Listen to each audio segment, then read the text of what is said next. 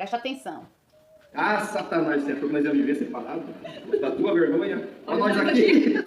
Só que, meu querido, só quem tá se alegrando com tudo isso aí que tá acontecendo, que vocês estão promovendo, é o diabo.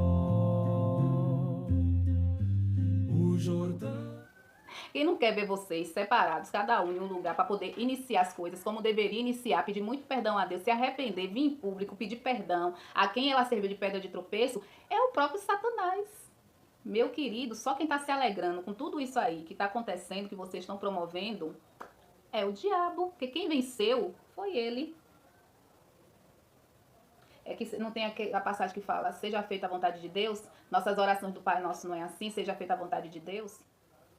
Aqui foi a vontade da carne, né? Que ela disse aqui que ela não suporta, os dois não suportam viver separados. Se não andasse, né, abrasando e fornicando, suportaria, viu? A gente sentou, conversou, viu que não era...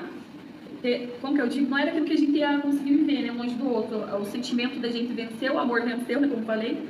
E a gente vai lutar por nós, a gente vai lutar pelo nosso relacionamento, pela nossa família. A gente decidiu lutar, né? Não foi nada grave a relação no casal? Sim. Foi coisa errada ali? Foi coisa... Não foi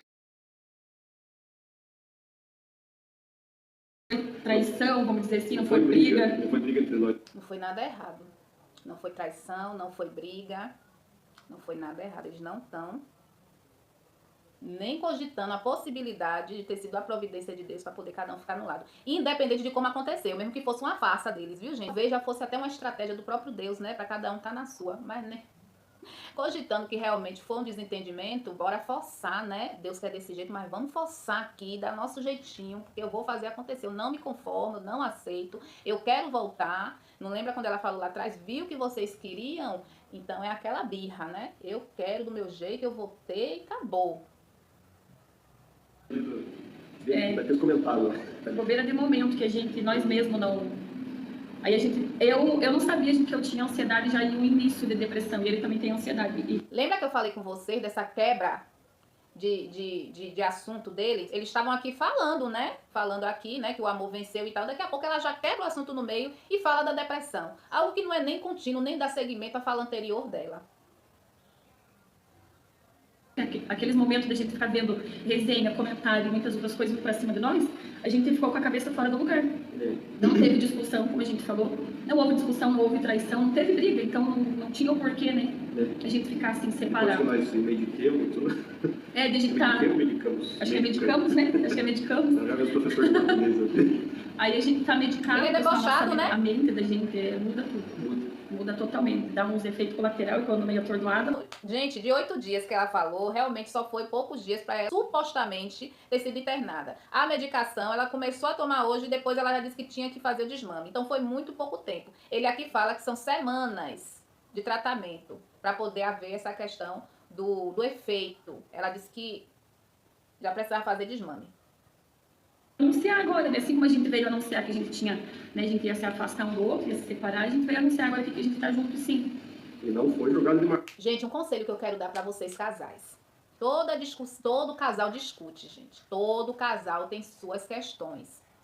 Às vezes muito intenso, sabe? De falar em separação e tudo. Mas, gente, conte até 10. Respire. Não leve nada da vida de vocês pra terceiros, se for algo que dê para vocês sentar, conversar e remediar. Segundo ela, aqui não foi nada grave que justificasse eles estarem separados. Por isso que eles voltaram e resolveram conversar, coisa que deveria ter feito antes. Gente, eu tô dando um exemplo deles aqui como um casal hipotético, porque eles aqui não são exemplo pra nada. Eu tô pegando essa maldição e transformando em bênção pra vida de vocês, que é assim que Deus faz. Ele transforma a maldição em bênção.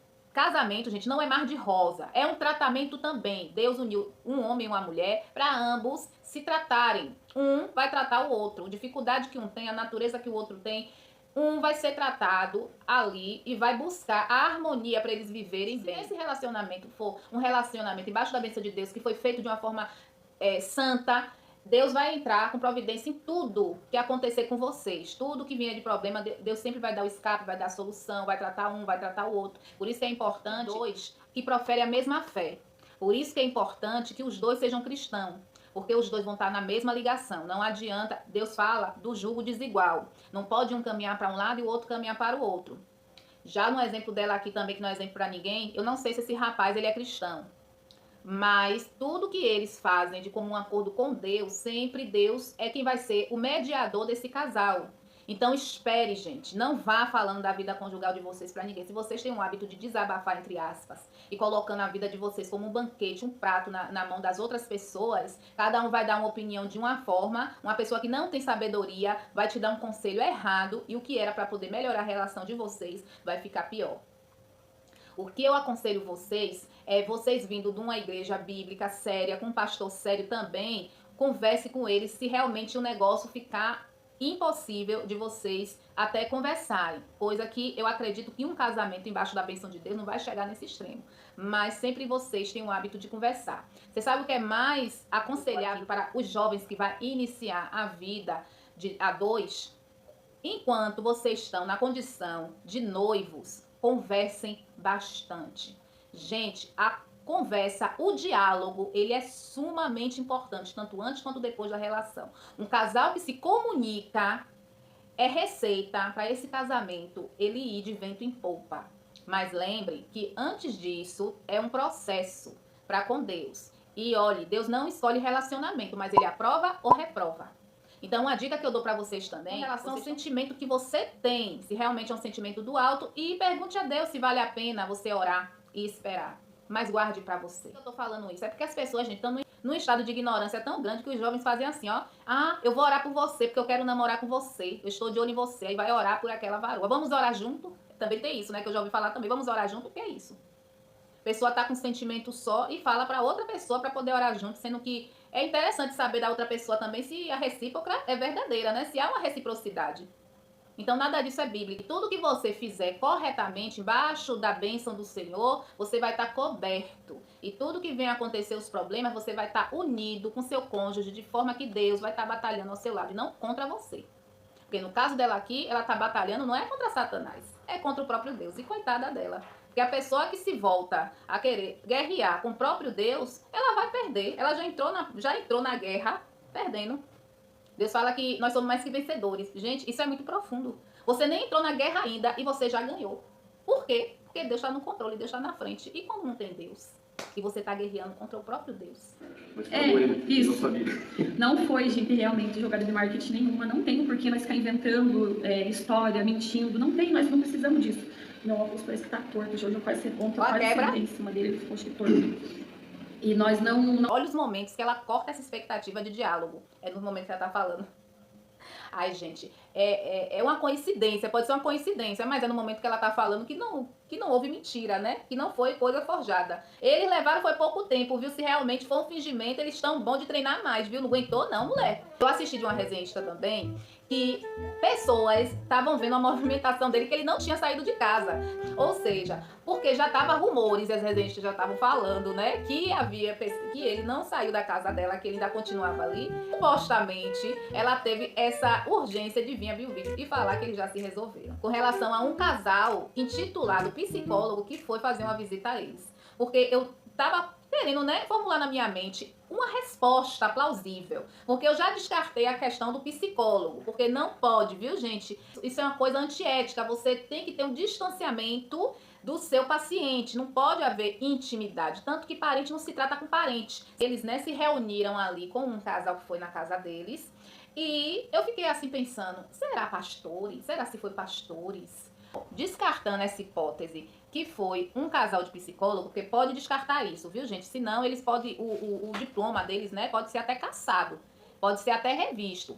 É coisa muito grave se isso acontecer, principalmente que há provas. Segundo, se for um casal de pastor, esse casal deveria ter ido na casa dela para remediar a situação e não para poder promover uma volta, um retorno deles dois. E nisso, esse casal de pastor também, que eu não quero crer também, e eu vou te dizer por quê, que foi um casal de pastor, esse casal de pastor, ele deveria ter ido antes para poder mediar a situação, esse conflito. Por que eu não acredito que é um casal de pastor? Porque eles estão em fornicação, eles estão vivendo uma vida de pecado. Se esse casal de pastores fosse lá na casa dela, seria para poder aconselhá-los de forma bíblica e não reforçar uma situação de um homem e uma mulher que estão vivendo em pecado. Jamais um pastor sério vai fazer uma coisa dessa, gente. Não tem. Não existe essa hipótese. A não ser que esse pastor, ele esteja comungando com o pecado dele e dela. E aí eu pergunto, por quê? Ele faria isso? Até em crédito a credibilidade dele. Um pastor sério jamais faria isso. Então, por isso que eu não acredito que foi um casal onde um deles era pastor. Pode ser um amigo? Pode ser um amigo dela psicólogo e tal. Só que já entra naquele aspecto. Será que esse amigo vai ter imparcialidade com relação à situação deles? E amigo, se for um amigo cristão, a mesma coisa vale com o exemplo que eu dei do pastor. Esse amigo ia aconselhar ela de forma bíblica. E biblicamente eles estão em pecado, eles estão embaixo de maldição. Então, para todo lado, esse casal que foi na casa deles não tem explicação que ela dê para poder justificar eles lá. Se ela disser que são psicólogos, que um deles é psicólogo, tá estranho, deveria ser investigado quem são esses que vão na casa de uma pessoa para poder prestar uma consulta. Bom, agora eles vão aqui entrar num aspecto, né, que eu também quero conversar com vocês. A gente realmente, jogada de marketing nenhuma, não tem por que nós ficar inventando história, mentira. É o que eu falei lá naquele vídeo atrás. Por que eu tenho que acreditar nela? São palavras dela. Ela tenta te convencer só com argumento, só no bico. Por que eu faria um negócio desse? Por que eu confiaria em você? Disso. Não, e ela endireitando o óculos. Esse ponto, eu quase sentei em cima dele, ele ficou escritor. E nós não foi, gente, nenhuma jogada de marketing. Não acredite. Tem muitas outras jogadas de marketing, se for de dizer assim. Eu nunca fiz nenhuma jogada, entendeu? Se às vezes alguém lá do outro lado entende como jogada de marketing, como mentira, a gente não tem por que mentir. Não precisamos disso, entendeu? Se fosse pra gente mentir, nós não ia estar levando as coisas dele daqui pra lá e depois ter que estar trazendo pra cá. Nós não precisamos disso. Mas isso é muito fácil, porque se eu não me engano, alguém indagou que ela estava arrumando o quarto da menina, mas não estava arrumando o quarto do menino, certo? Bacana. Ela levou um tempo para vir se explicar. Ele foi e armou, se eu não me engano, uma cama e um guarda-roupa. Ele ter armado uma pressão, né, das pessoas com relação a isso, porque já estava desconfiando de um término. E ela, para poder não vir a público e dar essa satisfação no momento, ela pediu que ele armasse só o guarda-roupa e a cama para poder calar as pessoas por um momento. Pode perfeitamente ter sido isso. E agora ela dizer que por que eles fariam isso se eles fizeram aquilo? Me parece também que é tipo um álibi. Vamos aqui montar, porque aí depois vamos desmontar, que aí vai ser o nosso álibi. Por que a gente ia montar a cama e o guarda-roupa se a gente estivesse inventando? Isso é perfeitamente possível. Por que não? Para sustentar uma mentira. Eu vejo gente fazendo tanta barbaridade. Então esse exemplo que ela dá aqui é muito fraquinho. Para poder justificar, para poder te convencer que ela não estava mentindo. Tá fraco esse argumento, viu? Até porque ele não fez grandes enfeites nenhum. E como eu disse, eles tiveram que aplacar a curiosidade das pessoas por um momento, para depois eles virem, né, com esse término, com essa notícia. Isso, graças a Deus, gente, o canal tá rendendo. Eu não preciso mentir para ganhar dinheiro, entendeu? Nós não ganhamos dinheiro em cima de mentira, em cima de ninguém. Nós não temos por que fazer isso. Foi realmente coisas que aconteceu, né? Ganha dinheiro não acabou a imagem. Isso, a gente não faz isso. Nós ganhamos dinheiro com a nossa própria imagem, eu ganho dinheiro com o meu próprio conteúdo. Não usando mentira, usando outras pessoas. A gente jamais nós iríamos fazer isso. Nós somos pessoas que trabalham para ter o nosso dinheiro, não precisamos ficar mentindo, inventando história. Aí a gente só postou no Instagram ontem primeiro, porque a gente já tinha voltado, né? Aí a gente postou lá, aí eu falei, agora nós ia anunciar que nós não tava junto, né? Agora nós temos que anunciar que a gente voltou. Verdade. E fora disso, apesar de tudo mentira dos outros, porque sempre tem, né? Tem as mentiras, tem as coisas, mas a realidade é essa. Queremos agradecer também a todos que estavam ali mandando mensagem de apoio. Verdade. Orando, né? Todo dia estava vindo mensagem de apoio ali, falando umas palavras bonitas. Teve uns que não respondiam, só abria muita mensagem. É muita mensagem. Respondeu, passa o dia inteiro respondendo mensagem. Então, só abria, olhava ali, sem chance de responder um É muita mensagem. Só no post lá do Instagram deu mais de 1000 mensagens, né? O que a gente consegue, a gente põe um coraçãozinho, que a gente não consegue, o que pouco que consegue responder, mas é muito, a gente lê, a gente sempre dá uma olhada lá, entendeu? Ele tem o YouTube, tem o Instagram, tem o privado do Instagram, tem o direct, né? Ela tem o WhatsApp também, tem muita gente. O Facebook também. Isso, tem o Facebook também, que acho que eu... Tem contato. Ela não tem tempo de olhar as mensagens de vocês, mas parar para assistir resenhista, que faz com que a pressão dela vá lá no alto, porque ela tem a crise de ansiedade, ela tem. Tempo esse ela tem. Tempo é uma questão de prioridade, viu, Mari? Se você priorizar os seus inscritos, assentar um pouquinho e ler, pelo menos separar umas 20 mensagens para você ler e dar ali um joinha, Dá tempo sim. O que tá faltando é você priorizar. O tempo que você dispõe a assistir vídeos que supostamente te fazem mal, te provocam ansiedade, você já poderia destinar para essas pessoas que com certeza vão estar lá escrevendo palavras de carinho, de incentivo, de motivação. Os haters, minha filha, ore por ele. A vida é feita de escolhas. Porém, venha aqui e esclareça que você está afastada há muito tempo de Deus. Você está dentro de uma congregação, mas você está embaixo de maldição. Diante de Deus, você está vivendo em pecado. E se você está indo para uma igreja para poder se convencer de que você é cristã, que você é pastoreado, se esse pastor tiver de acordo com o que você está vivendo, ele vai prestar conta a Deus. Mas se esse pastor, ele já te aconselhou e mesmo assim você está vivendo desta forma pecaminosa, você está embaixo de desobediência também a um líder que Deus instituiu na terra para poder te aconselhar. E é esse vídeo que eu deixo para vocês. Um abraço, até a próxima.